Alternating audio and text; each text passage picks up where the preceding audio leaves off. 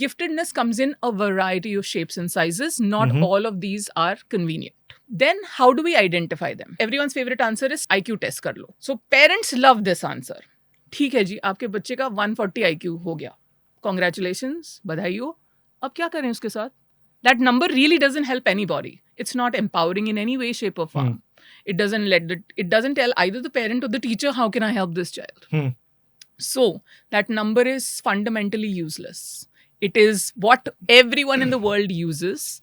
And it may be a part of your identification portfolio, but it cannot be it. So let me tell you how identification currently happens in the world, and then I'll tell you the Vidushi version. Right now, I work in the US, and so I can tell you the US system. In general, there are 4 things on which you identify the child. Mental ability, which is your traditional IQ test, ki gray matter kya hai, capacity of learning kya hai. Then is achievement. Achievement मतलब आप school में achieve कर रहे हो या नहीं कर रहे हो. तो 90 percentile and above in some whatever your school's achievement test is, you should get in math or reading. The third is creativity. Creativity is usually done by either a drawing test or a verbal test. However, creativity is many more things than that. Your mom might be an incredibly creative cook. Can we assess that on a test? It's hard. So creativity we test in a somewhat limited fashion. And then the fourth is motivation. कि इस बच्चे की motivation क्या है? Mind over Matter, The Gifted Chronicles.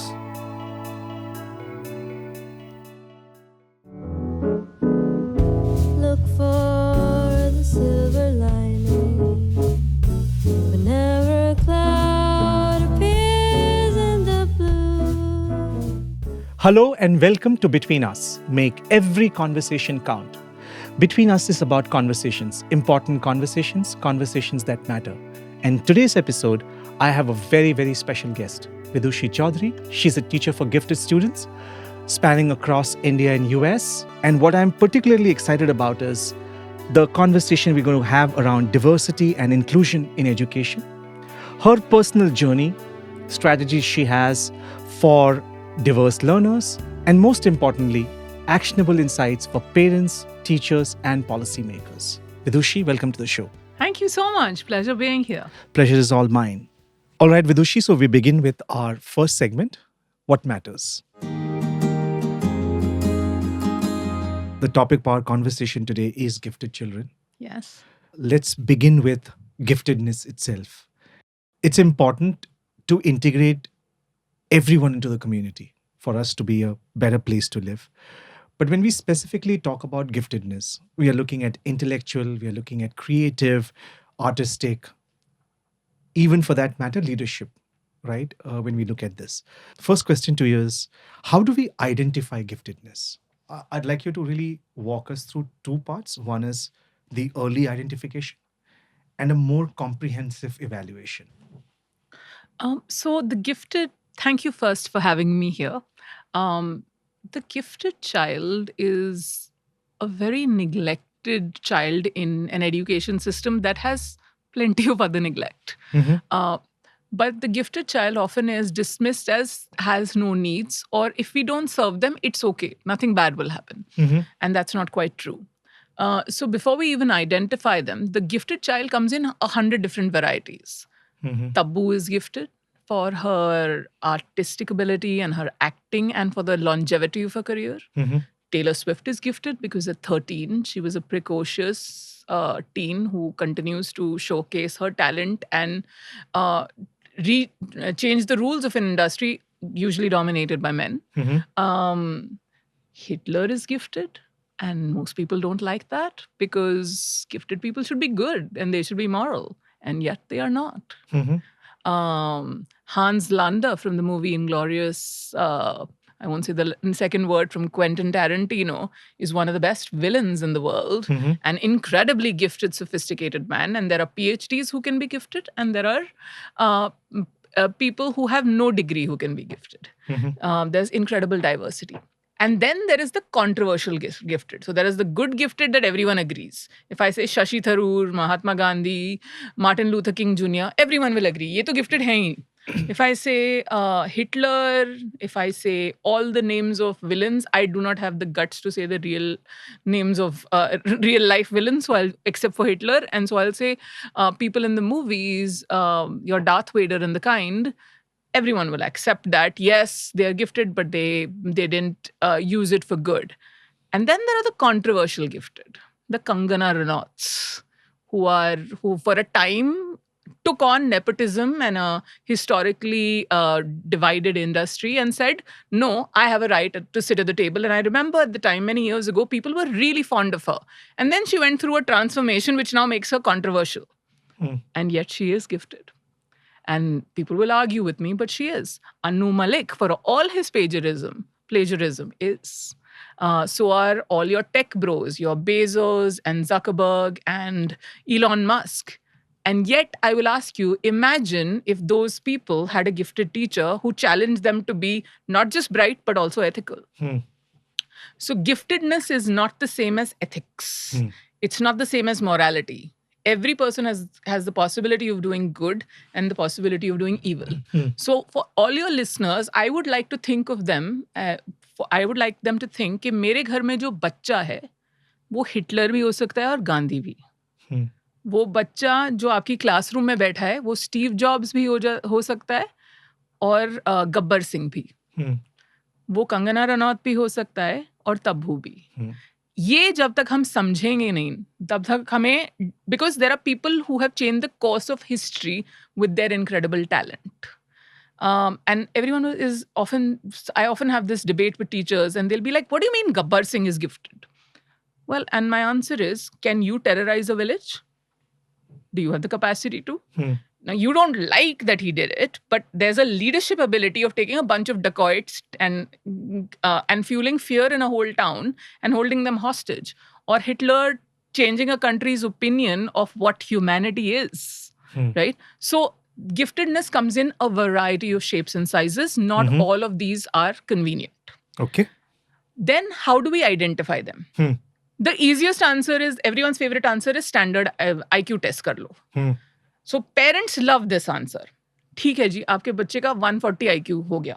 Congratulations, बधाई हो. अब क्या करें उसके साथ? That number really doesn't help anybody. It's not empowering in any way, shape or form. It doesn't tell either the parent or the teacher, how can I help this child? So that number is fundamentally useless. It is what everyone in the world uses. And it may be a part of your identification portfolio, but it cannot be it. So let me tell you how identification currently happens in the world, and then I'll tell you the Vidushi version. Okay. In the world, if you look at the Western world, typically, right now I work in the US, and so I can tell you the US system. In every state, there is variation, but in general, there are four things on which you identify the child. Mental ability, which is your traditional IQ test, कि gray matter क्या है, capacity of learning क्या है, mental ability से आता है, and there's a series of tests. Then is achievement. Achievement मतलब आप स्कूल में अचीव कर रहे हो या नहीं कर रहे हो. तो 90 percentile and above in some, whatever your school's achievement test is, you should get in math or reading. The third is creativity. The creativity is usually done by either a drawing test or a verbal test. However, creativity is many more things than that. Your mom might be an incredibly creative cook. Can we assess that on a test? It's hard. Somebody might be an incredibly creative graphic designer who can create a campaign that compels people to think and changes their behavior.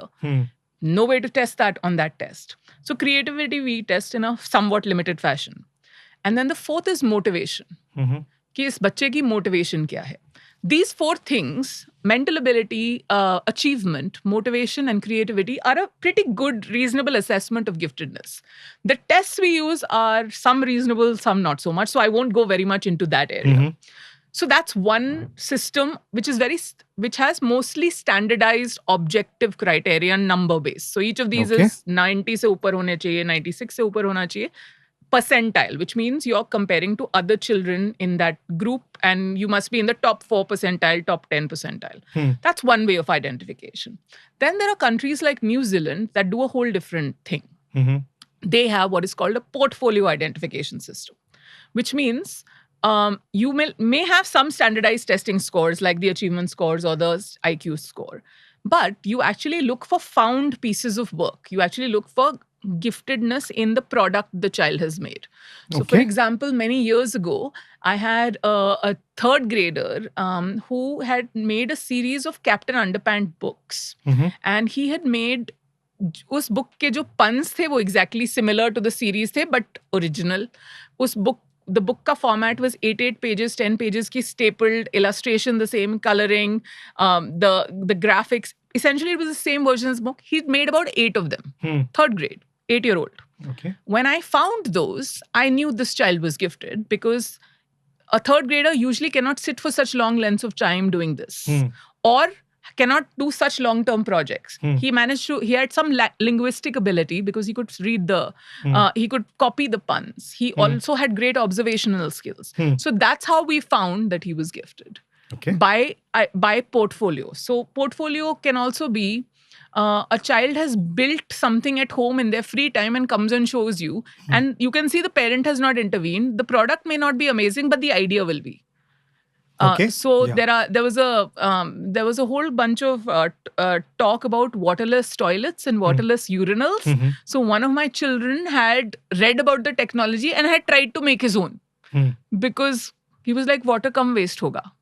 It wasn't a successful thing, but क्या idea है? Right. सबको नहीं आएगा. So portfolio identification involves some found product of the child, maybe some standardized testing, an interview with the parents, because parents will tell you behaviors of children. So for example, a gifted behavior might be, ये बच्चा सुबह से शाम तक मेरे को 1000 question पूछता है. Why ही नहीं खत्म होता? Why is the sky blue? Why is the grass green? Why is he fat and she thin? Why are those two fighting and you not fighting? Or why did you tell me to lie on the phone when you tell me not to lie? The child will be asking these curiosity and asking questions constantly, but they'll have an insatiable appetite. That is often a sign of giftedness. And that appetite can be intellectual, like I just said, or it can be imaginational. There are children जो उनकी अंदर की दुनिया इतनी रंगीन है, आपकी boring black and white दुनिया उनको जमती नहीं. So that child is creating fantasies. Can you imagine Robin Williams as a 5-year-old? क्या करता होगा उसके दिमाग में? या 10-year-old? तो imaginational over excitability हो सकती है इस बच्चे की. Emotionally over excitability हो सकती है. I once had a student, she will watch a flood happening on screen across the world. And उसका emotion जो ignite होगा, उसको इतना तकलीफ होगी उन लोगों के लिए जिनको वो जानती नहीं. She can't sleep at night. She's crying. You'll notice there are people who are having that reaction to Palestine. Some of us are continuing our daily life as if nothing has happened. And some people are paralyzed by it. They're crying daily. They're unable to move on because that emotional overexcitability can be so intense for them. And like that, there are sensory overexcitabilities. Often children with autism, for example, will want to touch your hair or want to touch certain kinds of fabric because they get a texture feedback. So all of these can come in that. And when you ask parents, they can tell you incidents like this that will give you enough information that this child might be gifted. And then there is the classroom teacher or the school teacher who can give you information. So portfolio identification is इन सारी जगहों से आप information collect करके एक holistic picture बनती है. Most दुनिया के लिए हमारी जैसे देश जहाँ इतनी आबादी है, ये inconvenient answer है.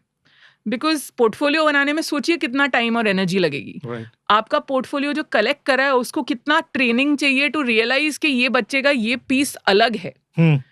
Because इतना अलग है क्योंकि often your gifted child is very inconvenient. जो आपका class clown है 100% gifted होगा.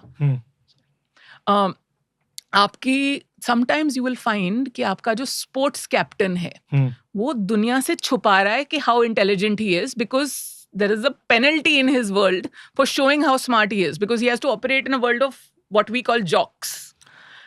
There is that withdrawn girl who does not want anyone to know कि I am gifted because she likes that boy or she likes that girl और उसको पता चल गया कि मैं smart हूँ तो शायद he or she will not like me. तो वो छुपे हुए हैं. Your rascal can often be gifted. Complete rowdy rascal जो आपके जो कहे जो mischief maker है. Because mischief is essentially rules don't matter to me. True. And often that is Sometimes that is a sign. Now, by the way, none of these things on their own mean anything, mean that you're gifted. So if you have a child, you heard 3 things I said, you cannot, please don't identify them as gifted. It's a complicated and full picture that you want to create. Okay. Let's now talk about educational strategies for these kids. Do you think that there has to be a different form of instruction? The programs need to be a little more customized. Your thoughts around it? Okay. So first, what is this gifted child doing in a classroom?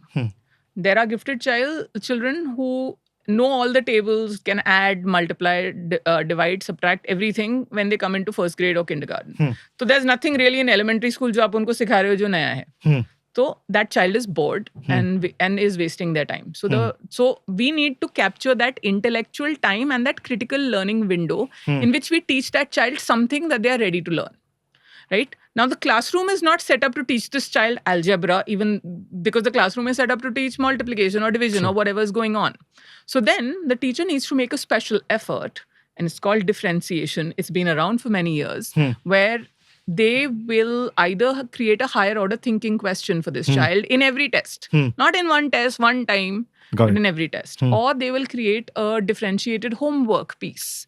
So, for example, when I was a 3rd grade homeroom teacher, my children could choose, every day will you do 1 sheet of homework, or I'll give you, so that is 4 sheets, or I'll give you 1 sheet and this is going to be much tougher. I will not have taught you, and you won't be able to answer all these questions, but do you want to do this?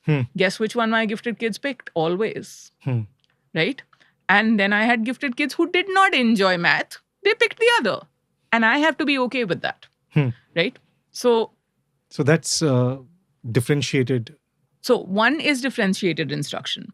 Now, if you ask me from the perspective of schools, there are many different kinds and ways to intervene with the gifted, right? There is basic differentiation, as I said. There's cluster grouping, where you group kids depending on their need. So again, in an American classroom, what we do is that, let's say these 5 children are reading at a Harry Potter level. All the children are in the same grade, let's call it grade 5. ये 5 बच्चे Harry Potter तक पहुंच गए हैं. ये 5 बच्चे picture books with 1 syllable words पढ़ रहे हैं. ये ग्रेड लेवल पे पढ़ रहे हैं. So what I will do is, when I'm doing ELA or language instruction with them, this group will read a more sophisticated book, this group will read a less sophisticated group, everyone will read at their level. So they will meet me 30 minutes, 45 minutes, 3 times a week and read at their level. So everyone's growing at whatever level they're at. Similarly, our math instruction will be the same. There'll be a group doing multiplication, a group doing division, a group doing algebra, if that's what they're ready for. Right? So that's one way, cluster grouping.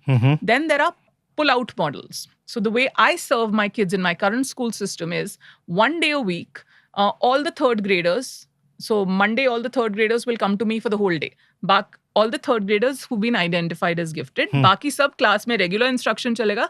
ये मेरे पास आएंगे and I will do a more advanced curriculum for them. And then they'll go back. And all they have to do is maintain homework. And every day I get a different grade. So I, as a gifted teacher, teach 5 different grades or 6 different grades over the 5 days.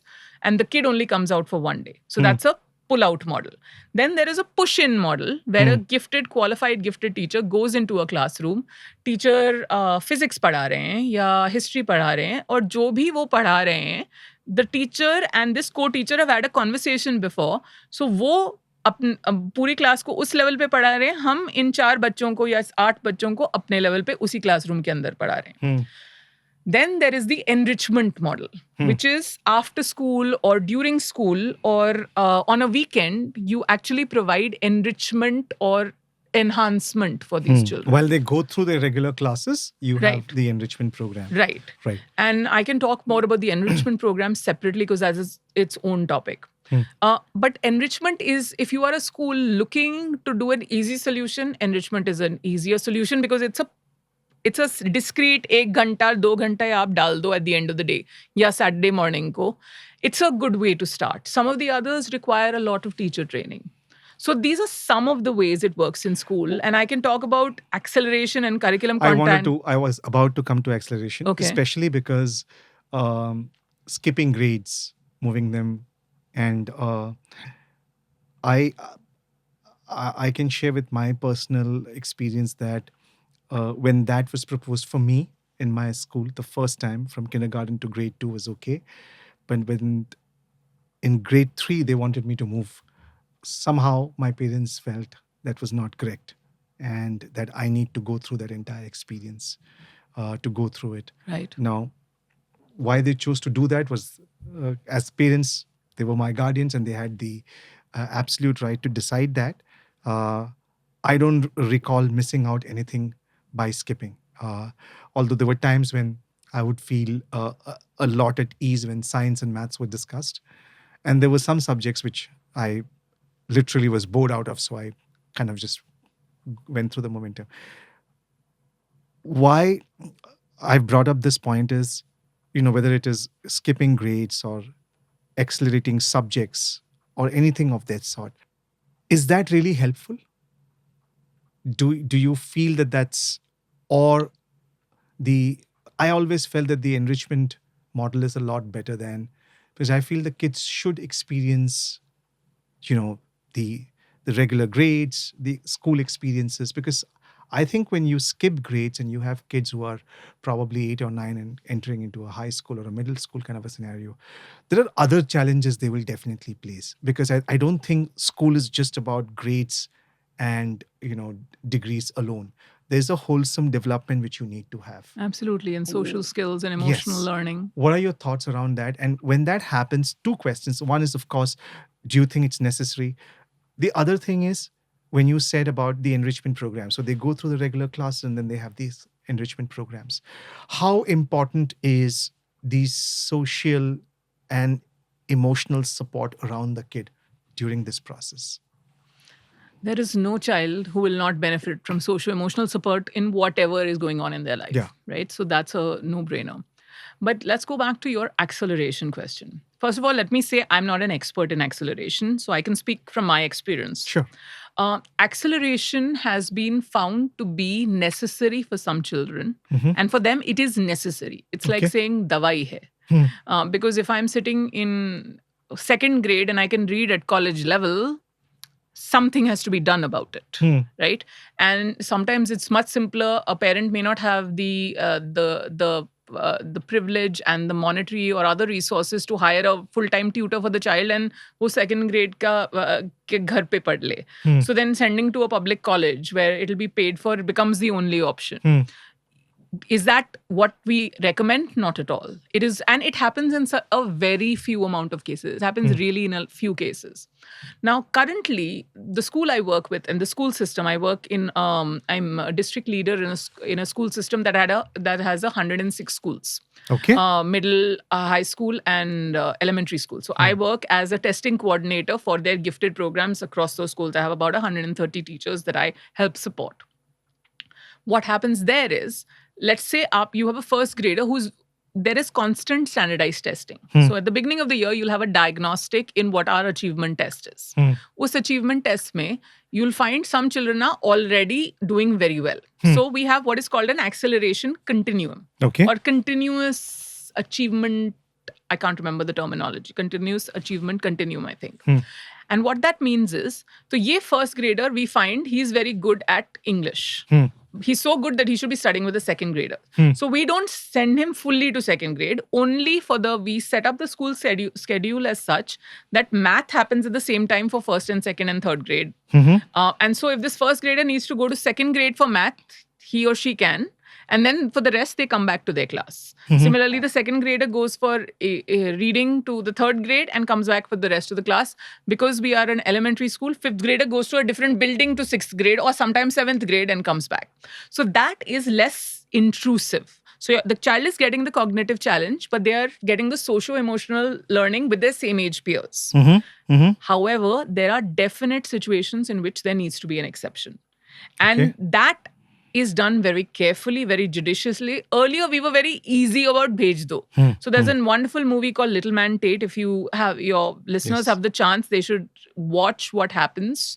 And a more recent one called Gifted. Both have little kids who are doing very, very sophisticated cognitive tasks. One goes to college, one gets private tutors. It'll give you perspective. The socio-emotional support for any program, acceleration or enrichment, would be necessary. Because when we are serving gifted children, we are not just serving the intellectual part. The gifted child is not just his or her brain. They are a full human being with feelings, with emotions, with True. the ability to make friends and so on. So we want to be serving that.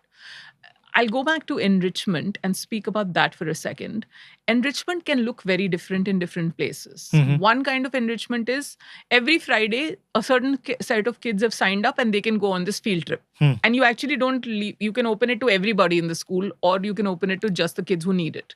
So when I took my third, fourth, fifth graders to an exhibition called the Human Body, some of them loved it and wanted to become doctors after seeing it, and some of them hated it because it was gross, right? So you will have both reactions, but until I take them, those 5 children had 2 children who had never known a doctor.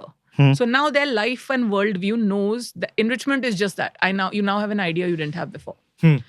Similarly, I once worked with a 10th grader, and she was madly into biology and she wanted to be a doctor. So what her dad did was, he was motivated and so was she. They found out that the local college had a Saturday pre-med kind of orientation. So they would just have the kids become familiar with the instruments that you require in medical surgeries and things.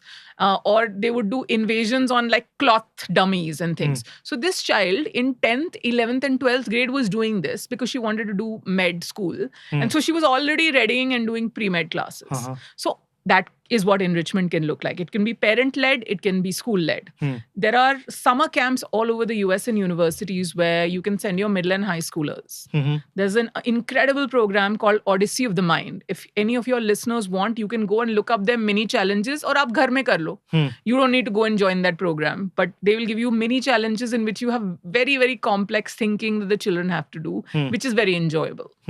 But another kind of enrichment program is where for an hour or an hour and a half, you have a discussion that is psychological, economic, social, emotional, everything. So like, agar aap second grade mein kar rahe ho aur trees जैसे subject पे कर रहे हो, you will talk about the sustainability of trees and the environment. You will talk about a poem from E.E. Cummings, which is about trees, which is the literary piece. You will talk about what would it be to feel you were a tree. So you will talk about the empathy. You will look at the biology of what happens, or the ecosystem, of what happens when you cut down too many trees. You will talk about trees from the perspective of how trees are they capture history, right? Because one tree, or in the petrified forest, if you cut down a tree, you will find the history of the earth in that tree, right? So ये हम first grade, second grade के साथ 1 घंटे का discussion करेंगे. Then the child is given choices. For example, make a magic tree, or create an advertisement for a tree that no one has seen before. Or write an essay or create an advertisement or create a drama informing people why they must not cut trees. Like that, I'll give them 12 different choices. Because the child will have the agency to say, I don't like any of your ideas, Ms. Vidushi, I'm going to choose mine. This is a real enrichment program. Now, remember, it's not 1 day, 1 week. It's 1 day, 1 week, repeated 30 times in the year. So over 30 weeks, this second grader has now talked about trees. 1 year they did the Chinese Lunar Festival. The next week they do folk tales from Madhya Pradesh. The next week they do something else. And over the year, you have changed this child's mind and enriched them. And the next year you do other things. We are not trying to build a सर्वज्ञानी expert. क्योंकि हमारे पास AI है, हमारे पास Google है और Bing है और 1000 चीजें हैं. हमें नॉलेज नहीं क्रिएट करनी, हमें स्किल क्रिएट करना है, हमें कनेक्शंस क्रिएट करने हैं. वो है enrichment program. Gifted children or not so gifted children, that's one part of it. I think the most important aspect is training the teachers, right? Yeah. Where are we today on that? देखिए, I feel like मैं America से आके आपको India के बारे में नहीं बता सकती वो, right? That would be a very, very unfair position. But you are in some form or shape still working with or consulting, or you're being consulted. And you've been a teacher in India तो before. मैं आपको anecdotal data देती हूँ, और ये आपके, I'll tell your listeners, please मारिएगा मत. So anecdotally, what I'm finding is affluent, high-functioning schools are more interested in starting gifted programs, Okay. especially schools with well-staffed SEN or special ed programs. So they're saying hum special ed mein hi offer karenge on the other end. And actually in the US, there was a lot of policying and lobbying to make that happen. And unfortunately, it didn't succeed at the federal level. So for the special needs child, you have an IEP, guarantee of service. We don't have a guarantee of service in quite the same way. But we have a litigious society, तो हो जाता है. Correct. यहाँ पर उसी, what I'm finding is those kind of schools are looking for gifted ed. But the knowledge, when I do a 4-hour workshop, for the first hour, people just argue with me about the definition of gifted, which I really enjoy. You can tell by me, I like challenge. I'm very happy to have a robust conversation because once I've changed your mind or hopefully we've convinced you, then we are able to talk because we now actually have a common understanding of what the gifted child is. So to me, it's a very nascent area in India. And what is tricky about it is, हम सबकी definition of gifted और gift अलग है. तो अगर आप south में जाएंगे तो वहां पे साइंस और math is gifted is been my experience, right. तो वहां पर आप आर्ट्स के बच्चे को गिफ्टेड मान ही सकते हैं अनलेस वो अरुंधति रॉय है और उसने कुछ पब्लिश कर दिया, तब शायद रिलक्टेंटली एंड बिग्रजिंगली हम उसे गिफ्टेड बुला देंगे. नहीं तो गिफ्ट सिर्फ साइंस और मैथ में होते हैं, right. That's one of the notions in perhaps in the country. I don't know enough, so forgive me. I'm not trying to attack any group of people. Then there is the notion of giftedness as Sachin Tendulkar and what is that lovely badminton player? Sania Nehwal? Yes. And Rohan Bopanna and that kind of person. So they're talented. Now, I always ask, Abhinav Bindra got us medals because Abhinav Bindra had privileges, because of which his family could get him the training facilities he required, right? वो कितने हमारे पास जो excellence निकल रही है, it's because of individual effort. हम systemic effort अभी तक नहीं डाल रहे हैं excellence के लिए. और क्या है, हमारी आबादी इतनी बड़ी है that we can say, अरे सुंदर पिचाई हमारा है, अरे इंदिरा नोई हमारी है. We take credit for training people who have actually gone on individual journeys and trained themselves into excellence. Here is the reality. Thousands of Indian engineers are going to the US every year because we have now understood the formula of training. So that person is going and making $100,000 to $200,000 a year. So they're living a very good life, especially from the circumstances where they're going. Within 5 years, the number of those people who move from the engineer entry level to middle management is minuscule. Why? Because those people are beautifully trained on the science, tech, math skills. And where they fail is the soft skills, the communication, the politicking. So what will often happen is those people will have a boss who will be an American-born person who may not know anything about tech. And so these people, these 8 engineers working under that person will be very resentful of their leadership. And yet that person, because we are bright people, we are not teaching the soft skills, the socio-emotional, as you were asking earlier. So they're missing the opportunities of progressing even though they have capacity and talent. So it's a complex problem. तो अब आप मेरे को जो भी question पूछते हो, मैं कंफ्यूज हो जाता है कि उसका सोल्यूशन कैसे ढूंढें, बिकॉज कॉम्प्लेक्सिटी इतनी है. What I can speak to is, अगर हम कोशिश करें as a nation, we need a gifted policy, और उसमें मेरे को जूते मत मारिएगा, बट पॉलिसी चाहिए हमें, आइडेंटिफिकेशन क्राइटेरियन चाहिए, स्कूल्स में प्रेजेंस चाहिए where a gifted teacher becomes essential, training chahiye. All those things are required. And with that, we come to the next segment, which is what's brewing. What's definitely brewing right now is AI.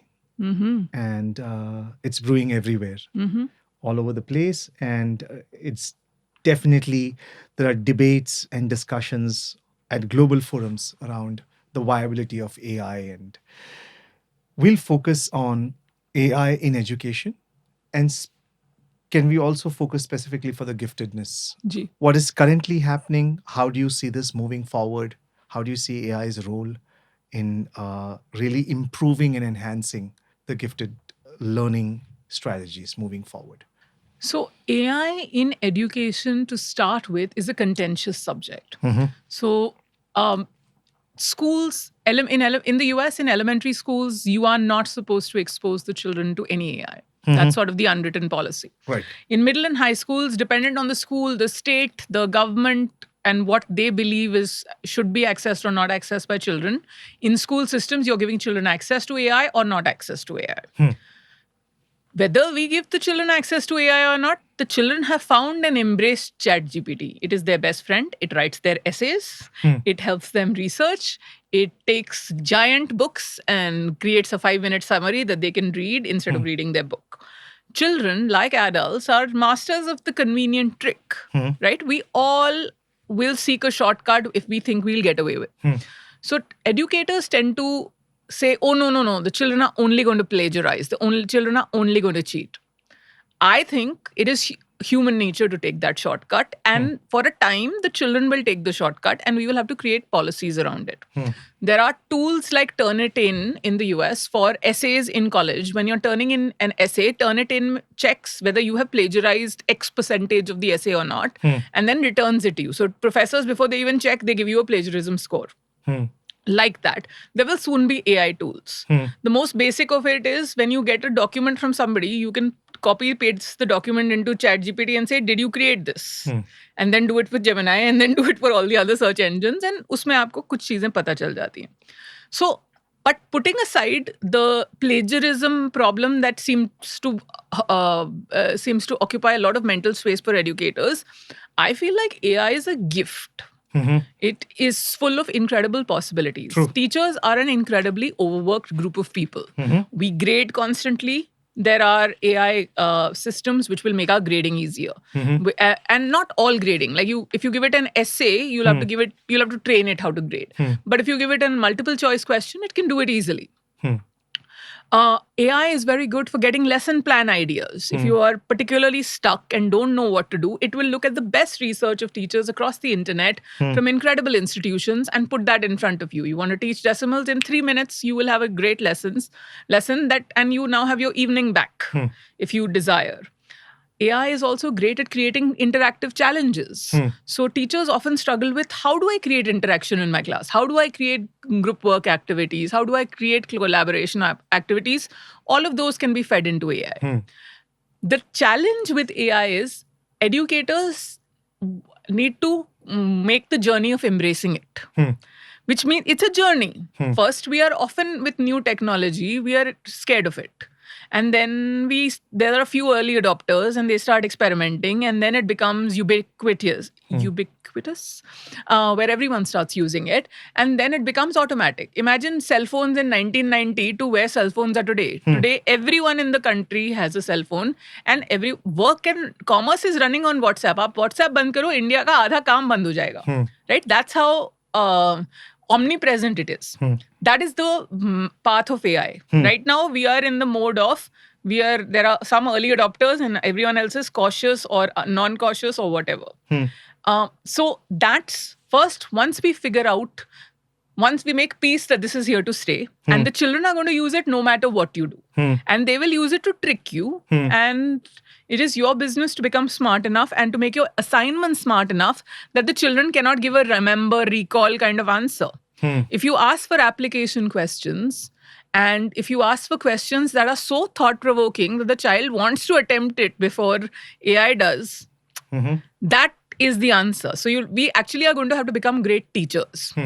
The other incredible power of AI is in the personalization space. Yes. So your struggling learner needs multiple repetitions. Your advanced learner needs synthesis of a lot of material. So we have a thing called curriculum compacting, which means before you do let's say you're a 4th grader and you're about to start a unit on Africa. Before you start, or African geography, before you start the unit, I will give you a simple diagnostic test to see aapko African geography ke bare mein kya pata hai. Let's say you know all the answers in my test. Then it's a waste of your time if I teach you that unit. So then I will compact that curriculum and make it much smaller. Instead of teaching you over 12 days, I'll teach you what you need to know in 2-3 worksheets or 5-7 videos. And then I have to give you something else more challenging. AI is best suited to do this because I, as a teacher, cannot teach this kid and all the multiple kids together, but AI can, right? And so if I have a child, I currently have a 5th grader who wants to learn about space. So what we've done is an independent project in which he's learning about space. Another child is learning about the periodical table. And both of these children, when they start talking, my eyes glaze over because I cannot understand anything that they're saying. And yet they have the right to learn that in my classroom. And so 12 children in this group of independent study are all 12 studying different things. I will teach them, this is what a research tool looks like. These are the research tools you're allowed to use. This is how we vet the tool and see whether the reference is good. Today's job is find 10 references. Next time I'll teach. So whatever the subject is, I do a bit of teaching and allow the tools and the technology to help them, right? And so that is where AI is helping. So it's very good for a teacher support and teacher time saver tool. It's very good for personalized education. It's very good for the challenges that gifted kids need that the teacher may not provide because we simply may not have the knowledge to provide it. It's very good for collapsing large amounts of research. So, for example, if you have a gifted child who is madly passionate about a subject, you can ask AI to create a synthesis document for them. If you are a decision maker in a school system, you can say, I want to know everything about this subject in a one-page document. This is how presidents and prime ministers operate. People with limited amounts of time get a very smart person to take a lot of research and make it concise into half a page. That's exactly what AI is going to do. So in my book, we are living in a whole new world. It is ours to embrace or to become obsolete. Another important question, Vidushi, when it comes to this particular segment, which is around what's brewing, is parent-teacher strategies as far as gifted children are concerned. And I know that it is, especially in the US now, probably there are already strategies in place, if I understand correctly. But overall, if you were to look at it, and if you were to look at it from an Indian perspective, what do you think we need to do to make sure that, that these children get what they deserve, the kind of teaching, the kind of training they deserve? So let's start with parents. For parents, if they have access to a gifted program, like some of them do in the US, or many of them do in the US, great. If they don't, then the first step is advocating for one. But you should not be waiting for anyone to come and save. Because your child is gifted today or very advanced today. We don't need the child to know the label, but we need to be serving that intellectual and emotional appetite. So for parents, my answer is you need to remember that it is time, not money, that you need to spend. Time is critical. So if you can spend time with your child building expertise. So for example, if your child is really interested in snakes, they become a snake expert and they know everything about snakes. They may have a snake pet. They are talking to experts who deal with snakes. They're watching videos. They know about all the snakes of the world. That you allow the child the time and resources to build his or her expertise. You don't say, I want you to be an expert on biochemistry. उसको snakes में interest है या Taylor Swift में interest है, दोनों valid हैं. We tend to judge children's interests. So don't do that. Allow them to become experts in whatever they want. Provide experiences for children. Now, experiences can be very expensive, like going to Disneyland or Disney World. But I'm saying we can have very, very inexpensive experiences like going to the flower mandi on a Saturday morning or going to the sabzi mandi and actually engaging with people there. Yesterday, I took my friend's daughter to Kulaba Causeway, and before that, I taught her how we are going to negotiate. So, and she's in first grade. She's in second grade. So we practiced 3 negotiations, and then she had to go and negotiate there. She failed spectacularly, but it was a brilliant learning experience for all of us. We enjoyed it so much. That's an experience. Completely free, right? We didn't do anything. And she didn't have to do anything.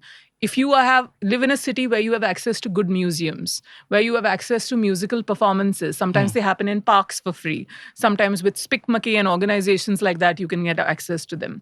Especially in the child's interest area, but not just in their interest area, in all other areas. Volunteering. If there's an old age home near you, have the child go and read a book to an older person or sit with them or help them do a craft or whatever services are available. If not, let them volunteer in a cleanup. Let them volunteer in whatever floats their boat. And especially middle and high school, every child should be volunteering because the teenager by nature is very self-centered. That is developmentally who they are. That is not their fault. They are not trying to be jerks. It's just that's the function of life. So at that point, volunteering forces them outside of themselves and forces them to engage with the real world, and not just engage, be a productive citizen of the real world. Even if they're resenting you doing it, it's a worthwhile experience. True. The dinner table is another place where parents can have a huge impact. Absolutely. At the dinner table, you must talk about dilemmas. Dilemmas are a problem where there is no right solution. Every solution leads to more problems. So that trolley problem that you might be aware of, where do I choose if one person lives, and or do I choose if many people live? Who should I choose to eliminate? It's a very hard, very provocative question. And there's a lot of philosophy around it that you can talk about. Or it can be, the dilemma can be much simpler. The lady who comes and helps in our house, her child needs to go to school. Should we pay the school fee or not? It's as simple. It can be simple and small. It can be big and large. It can relate to the child's life or relate to what is going on in the newspaper and in the news, and they can talk about it. In that car or on that dining table, you must ask what if questions. What if you had not been born to me? Instead, you were born a Maharaja. What would your life be? What if instead of having school for 5 days, we had school for 2 days and chutti for 5 days? The child will get really excited and be like, "Ye kya zindagi hai?" And as you talk through it, the child will come to a conclusion that will surprise you, because the child will come around to saying, no, actually, we're not so bad. Or we might negotiate down to a 4-day week and a 3-day chutti, but actually we're okay, because because you will actually come back to, will you enjoy video games as much if you played them 5 days a week? Will you enjoy your favorite activity? So what if questioning forces the child to think critically and examine many things, multiple perspectives. So when I do a World War unit, I will say to the children, and this can be done at home as well, I will say, so is war bad? And the children will say yes, no, whatever. Then I'll say, excellent. Now we're going to examine the war from many perspectives. I am a soldier's mother. My son has gone to war. Is it bad? Yes. I'm an arms dealer. I'm selling weapons that are required in this war. Is the war good or bad? And now the child is forced to examine the profit motive of war. Then I am the prime minister of a warring nation. Is the war good or bad? I am a disinterested party in the world. I'm the United Nations. I'm a disinterested. In this 1 minute, I've already forced anyone who's listening to me, your mind has moved to those places.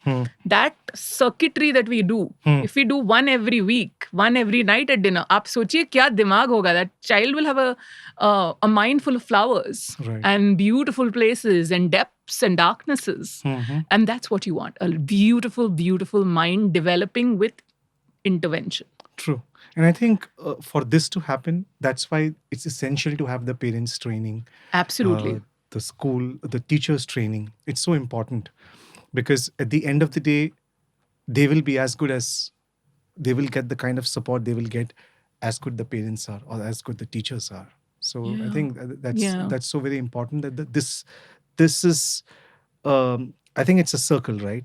All of us need to be trained in this. We all need to be trained in thinking. Yes. Thinking does not belong to the gifted world. No. Because all of my examples about teaching everybody to think. Yes. So we were talking about parents, and if you think about a school teacher, so we talked about school programs that a school can adopt, but you might be a teacher who's like, main kya karoon? I don't have the decision making. Right. Well, you have a lot. In your classroom, if you commit every day, I will ask a what if question. And I will allocate 5 minutes of my day, either at the end of the day or the morning, to a what if question. और एक दिन जाके summer holidays में आप 100 what if questions या 300 what if questions download कर लो. और हर रोज एक पूछो. Right. And in the beginning, you will not know what to do with the answer. Right. And neither will the children. But in 10 days, with the volume and the frequency of the asking, the child will you'll start seeing the eyes change. Similarly, so you must have what if questions. In every test you give, there must be one question for the bright child that nobody else can answer. True. उसको आप 0 points दीजिए. Don't give any marks so that no parent comes out being after your blood. Don't do any of that. Just give the children a chance to think freely. If you are a teacher, ask your principal or your school to give you 45 minutes a week of thinking time, in which you can take any cheap curriculum from the internet and do 45 minutes every week of that time. You have to make time for thinking. So how you do it can vary, but teachers have a lot of agency of creating that time. I used to work with a teacher when she was lining the children up for specials. In that time, she would be constantly asking them questions. The children would be going because she did not waste any time where they were not thinking. Right? You can do fluency games where you ask children to give you many ideas about something. Or you can do elaboration or originality games. And there's plenty of resources on these things, so I won't speak too much. But parents and teachers can create a huge change. Agar policy nahi badalti hai, please don't give up. Yeah. We are interested in this child becoming a thinker. Yes. And that can happen irrespective of where the policy stands. Absolutely. Wonderful. And we come to the end of the second segment, What's Brewing? Brilliant. All right, Vidushi. So we come to the final segment, the rapid fire questions. This is divided into 3 parts. We begin with the first segment within the rapid fire, this or that. Okay. Are you ready? Always. Individualized learning plans or group learning activities? Which do you believe fosters greater personal growth in students? Both. Depends on the situation. IEPs are necessary for kids particularly with special needs or what we call special needs. But personalized learning is good for everyone. And yet there are circumstances in which you must have group learning.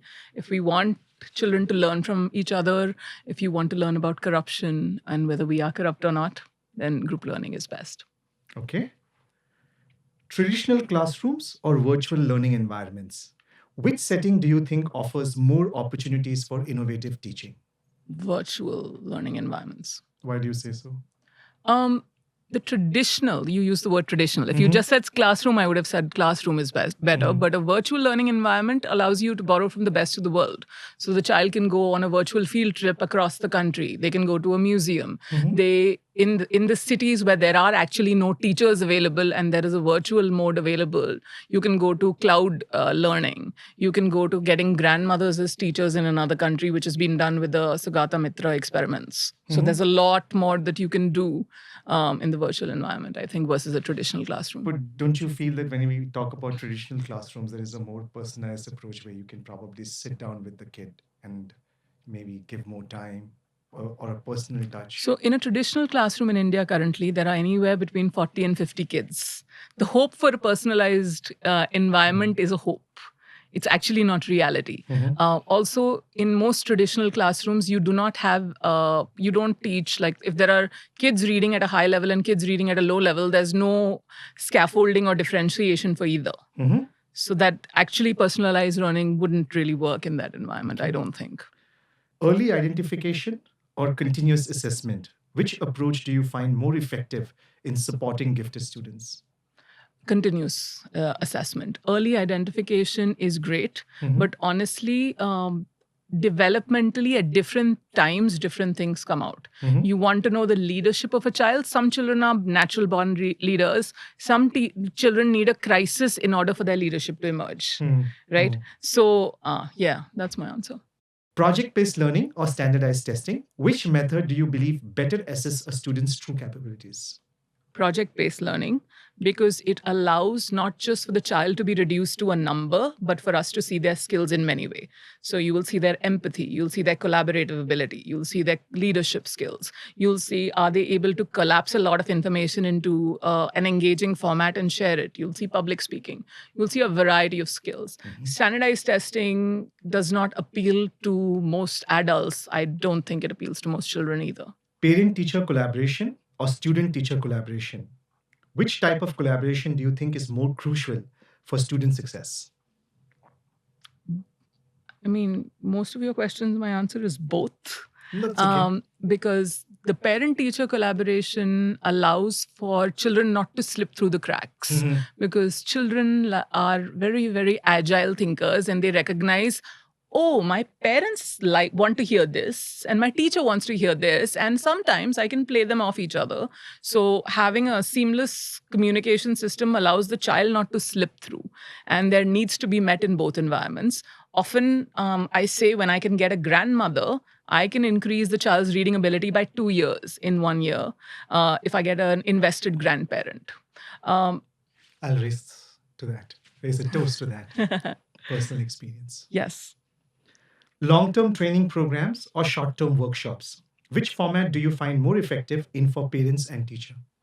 Long-term training. What happens in short-term training is that you can have a 4-hour, 6-hour intense learning experience. You can have so much joy and energy around it. But when you go back, that energy dissipates in a few days. And then you might not be able to translate that into a workable thing that you implement every day.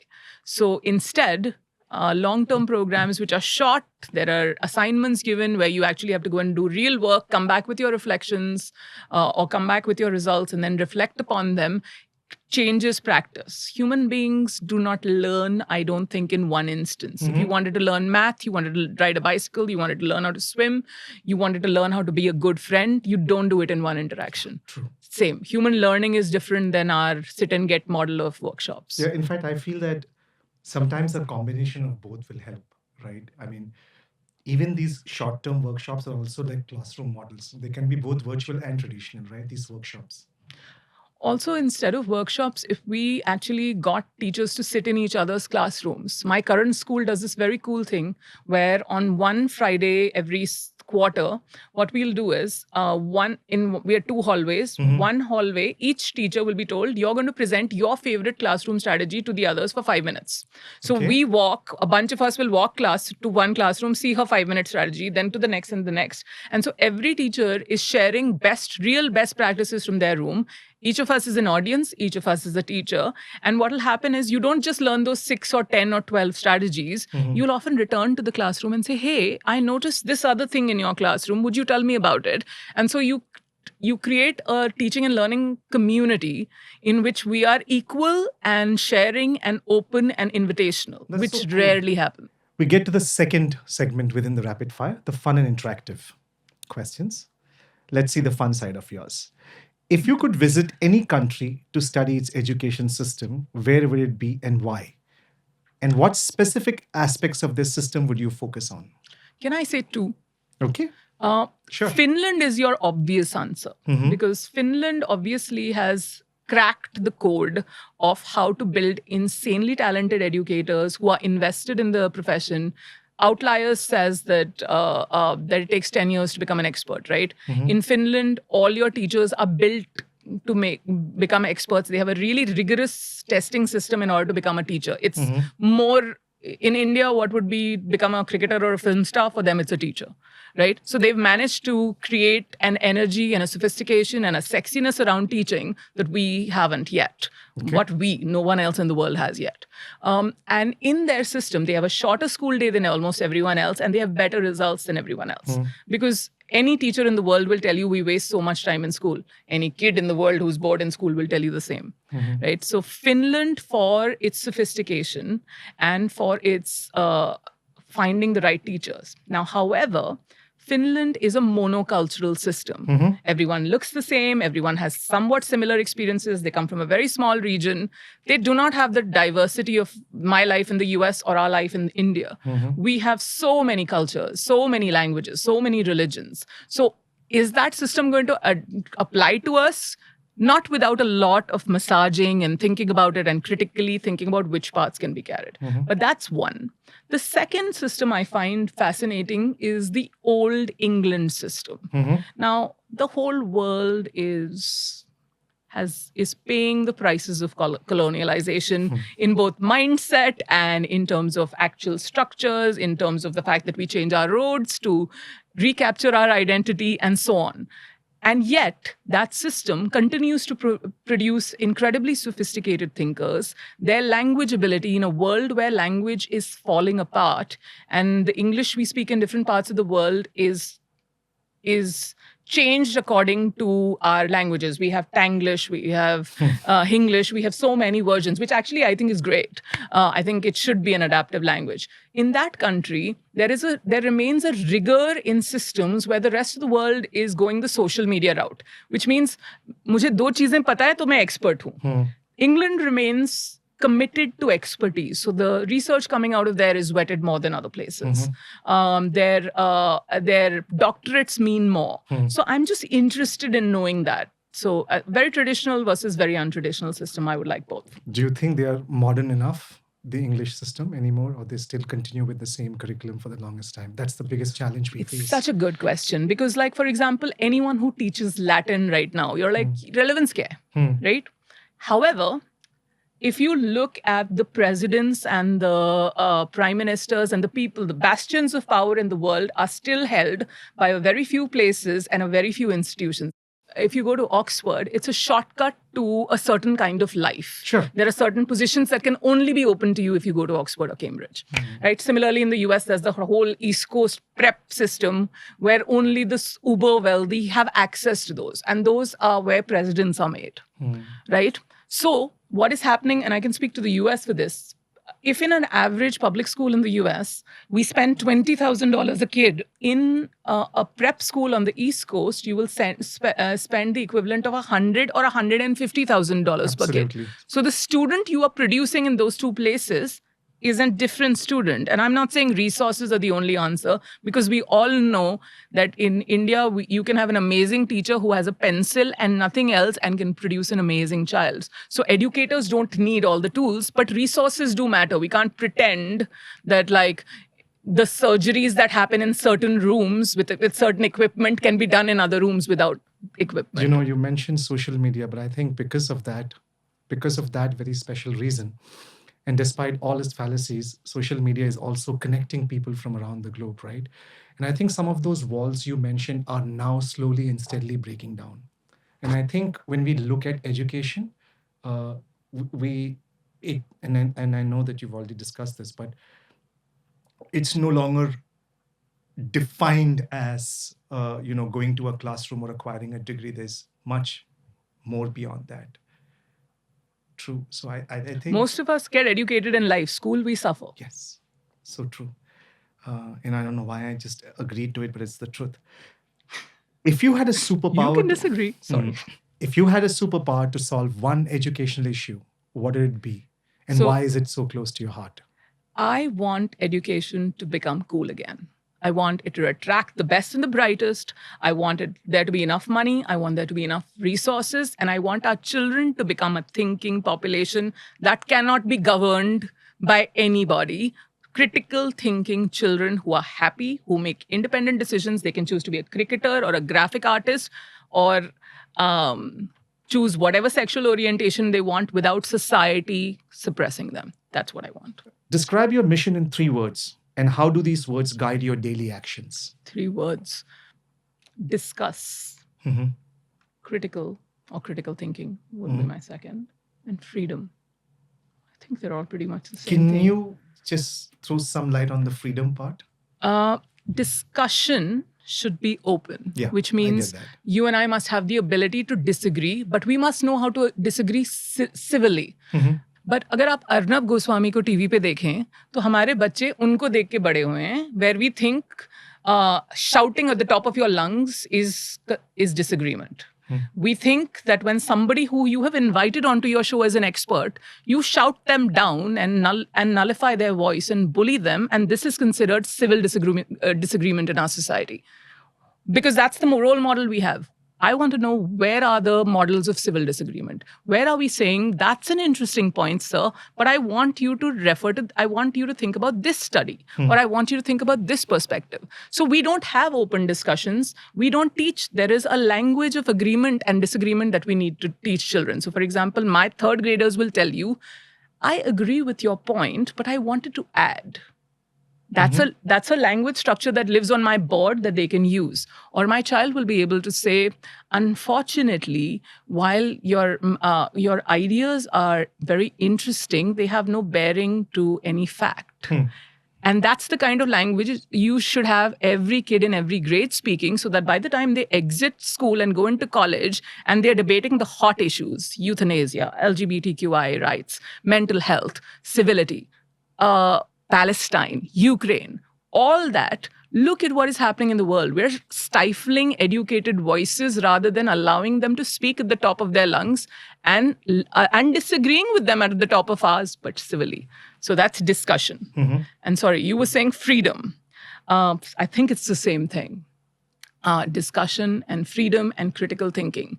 We do not accept everything we read on social media because we must ask the question, who put this out? What was their need to put it out? Who gains money or followers? When an influencer tells me to do something, do they have a vested interest? We are living in a world of fake news, of social media, bastardizing news, really.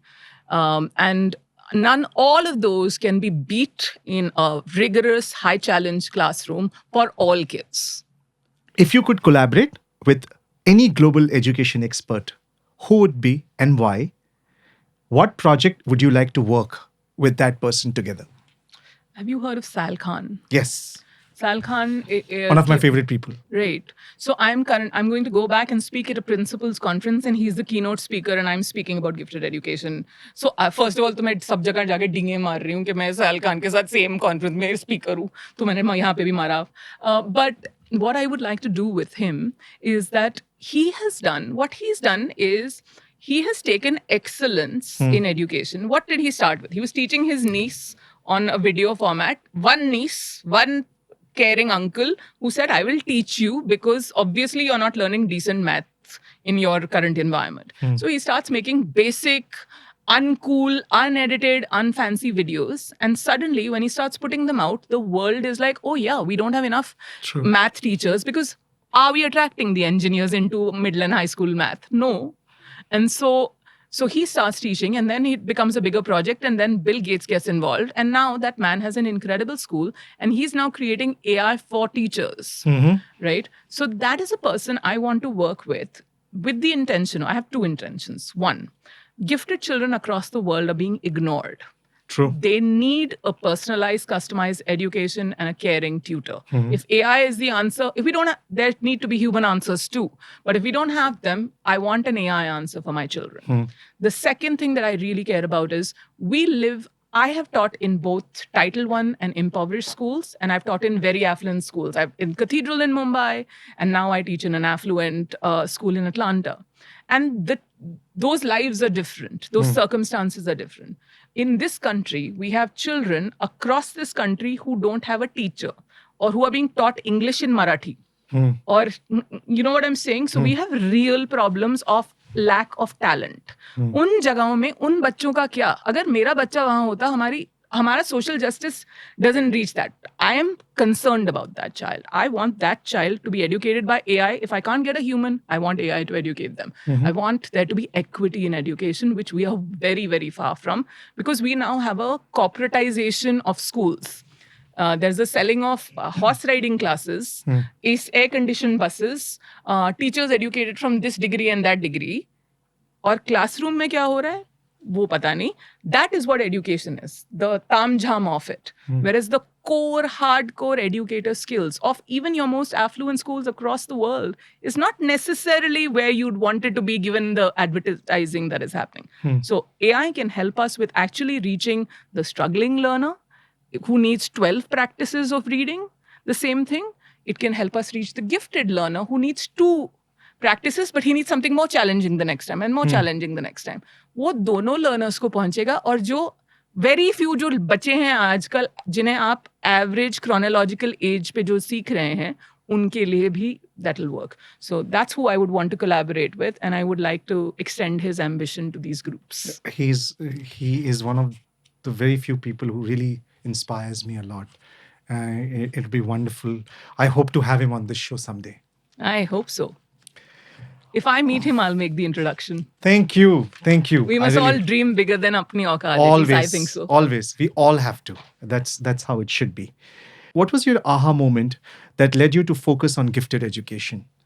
How did it change your perspective or career path? I know you are a gifted child yourself, so you've been through your own set of struggles. But I didn't know that, right? Yes. Most gifted kids don't know that. We live in imposter syndrome.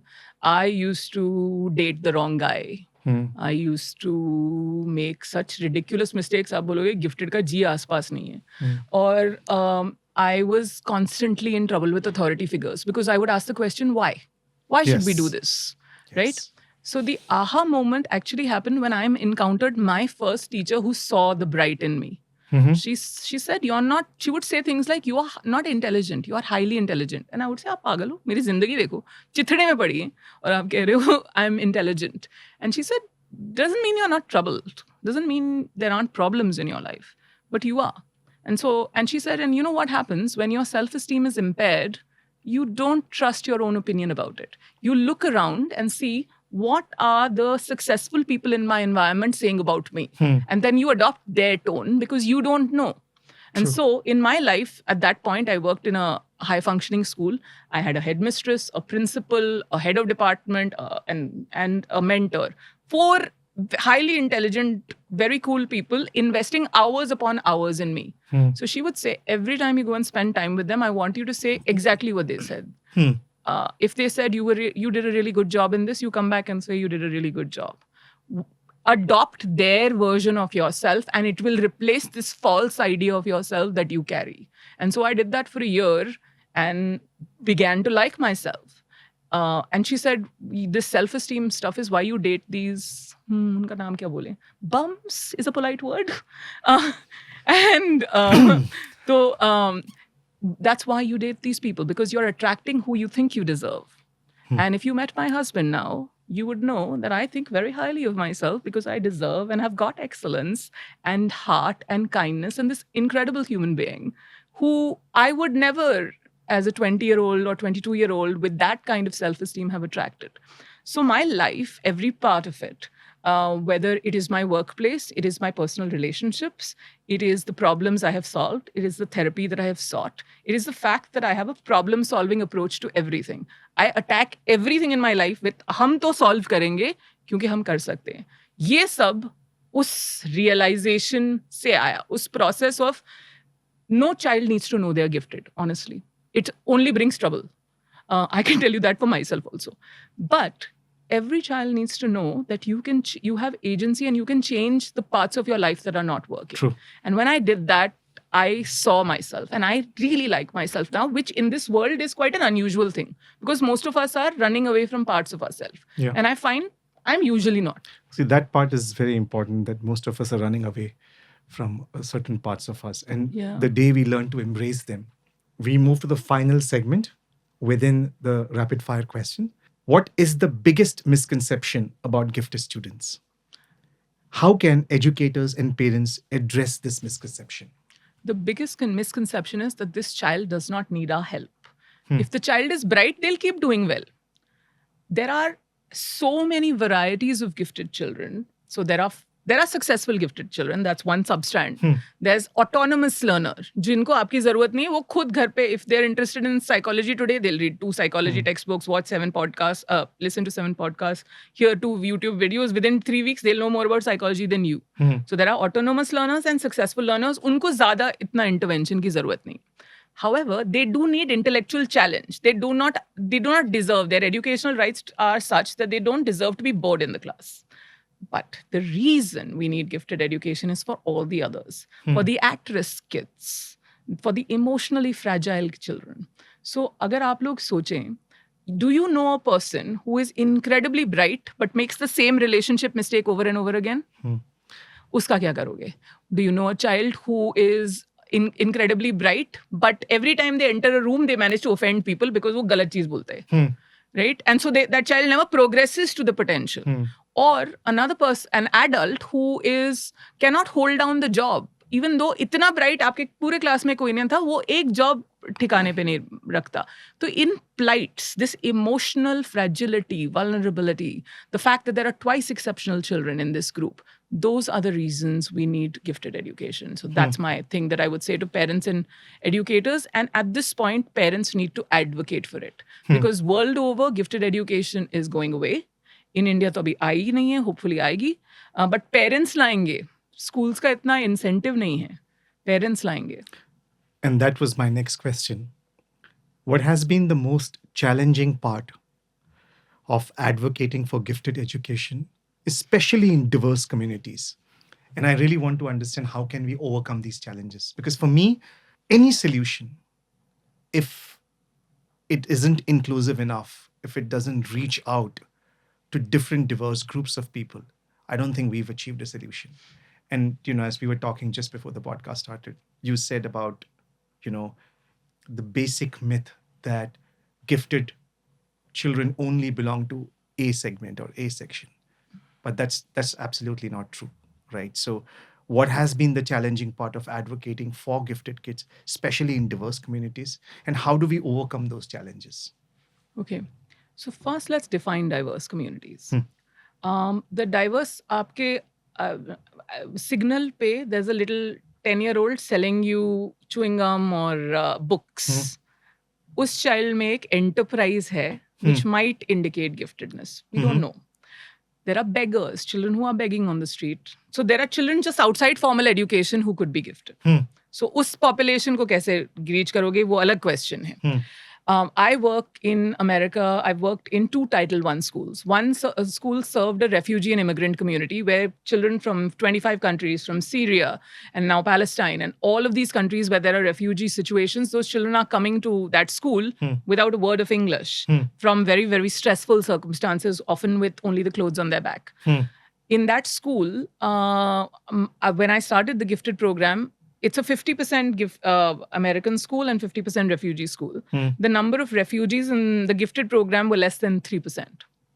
Right? Okay. So even though the school is half and half, the number of children are very low. So wahan ka problem alag hai. Because now you're talking about a language barrier perhaps. Or perhaps a knowledge barrier. These parents are so busy trying to earn a living that they perhaps do not have the time or don't have the language to learn ki gifted hai bhi kya. Right? Even though the service exists. Then I worked for a year. The year after Black Lives Matter, my husband and I moved to an inner city school in Atlanta, which had 98% of our students were Black. And I mean, 100% were, I think, Black, almost 100%. And 98% children received free and reduced lunch, which in the US means poverty, extreme poverty. In this school, I had 19 students who were in the gifted program in a school population of 750. Currently, I work in an affluent school जहाँ 175 है. 19, 175, same school size. So, diversity की जब हम बात करें, so there's diversity of experience, there's diversity of language, there's diversity of formal or informal education, there's diversity of race and ethnicity. Each of these have a different solution. So I can't give you one. I know you asked me a short question and I go on for a long ramble, but it's because it's complex. So for the child who has never received formal education, you need to give them a drawing task or a creation task if you want to identify them. So we did a program in a Gujarati school in Mumbai many years ago where the children had no English education. So the gifted test questions were designed to be drawing questions. Create a machine that will solve a problem in the world. That was a question. When I go to a school where race is the impediment, then I have to study what's going on in the school.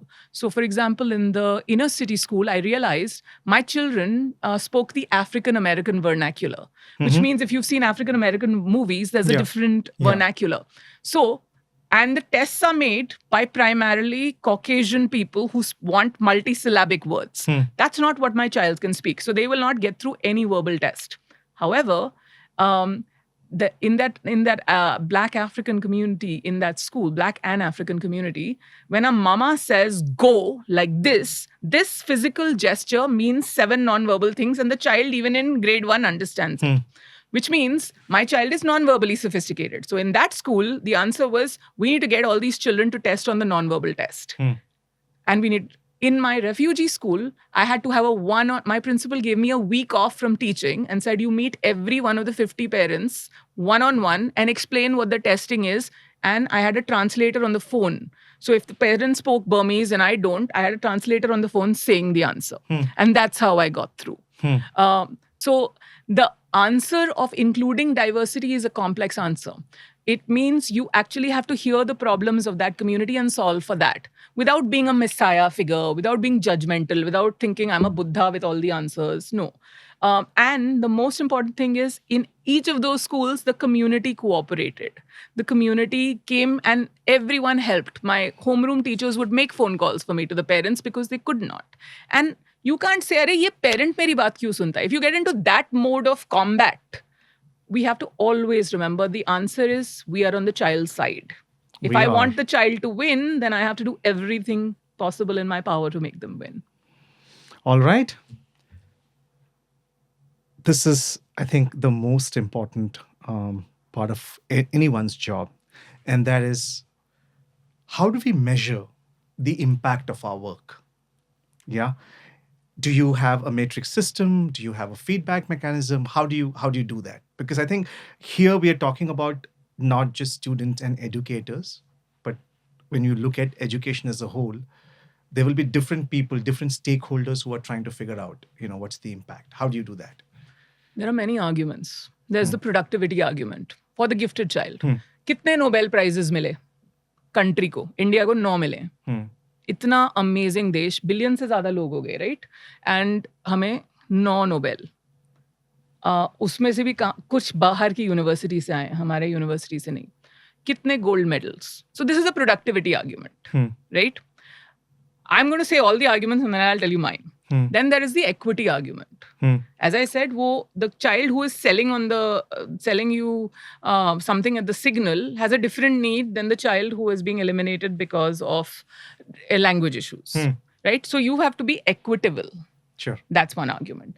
Then there is the argument of happiness, which we've talked a lot about. I want to hear that. The goal of gifted education is a happy child. It is not a child who cures cancer, inconvenient as that is. I would like the child to cure cancer. The child wants to build a video game. Capacity उसके पास दोनों की है, पर मैं उसको चाहती हूँ कि नहीं यार तू कैंसर क्यों नहीं कर रहे. तो हमारी मॉम्स और डैड्स जो इंजीनियरिंग कॉलेज में धकेल के भेजते हैं हमें, या डॉक्टर बनने के लिए या लॉयर बनने के लिए, और whatever the child does not want that. And then the dangers of not serving. The dangers of not serving the gifted are very big. We are losing far too many children to suicide. And adults, perfectly high-functioning adults who should have learned how to solve the problems of their life with that beautiful brain that they had, but didn't, right? We are losing many of them to mental health and depression, where productive years, happiness is lost. We are losing, many of them are in unpleasant relationships, are unable to interact with authority figures. So happiness is an argument. So for me, we need our gifted children to be happy and as productive as they want to be. Because if they are happy, what you will find in general is if they are happy, they'll pursue some passion. Because that child is innately curious, innately wants to learn. वो जो भी passion pursue करेगा, चाहे वो podcasting हुआ, या biochemistry हुआ, या AI हुआ, या Facebook बनाना हुआ, जो भी है, they will pursue it to the end of time and they'll pursue it well. But our goal in education is to be building happy children who are as productive as they want to be. With that, we come to an end of the rapid fire segment. Vidushi, thank you so much for your time. Thank you so much for having me. I really, really appreciate it. I think this is a conversation which is an ongoing one, and I don't think one single conversation can do justice to it. Any final thoughts from you around giftedness, which you would like to share with our listeners, our viewers? I just want you all to remember that the gifted child is a child first. Yes. They're a child. They have the right to be educated. They have the right to be served. They have the right for their time to be used well. They have the right to grow and learn. And if we remember that, we will find within ourselves the compassion to serve them and the empathy to serve them. And then strategies आराम से आ जाएंगी, policy आराम से आ जाएगी. बस हमें उस बच्चे की plight को याद रखना है. Often we think the gifted child's needs are a status symbol. They are luxury items. We don't need to have them. They're a good to have or maybe to have. Actually, it is life-saving medicine for this child to get services. And that's what I would like you to remember. You couldn't have said it better. Thank you once again. Thank you, sir. And that's it from this episode today. As I always say at Between Us, we all tell stories. We all have conversations. But the most important story and the most important conversation is the one we have with ourselves. So let us continue to have those conversations, those important conversations with ourselves. Only then can we bring change. Thank you once again. See you next time. Stay safe, stay healthy. And thank you for listening to this episode of the Between Us podcast. This podcast was recorded at Manicpod Studios in Chembur, Mumbai. Our sound engineer is Moinak Chakraborty, and our producers are Arnav Dogra and Santosh Kumar. Our associate producer is Samyak Kamble. The video for this episode was processed at Viewfinder's Edit. The Between Us podcast uploads episodes weekly, and we'll see you next time.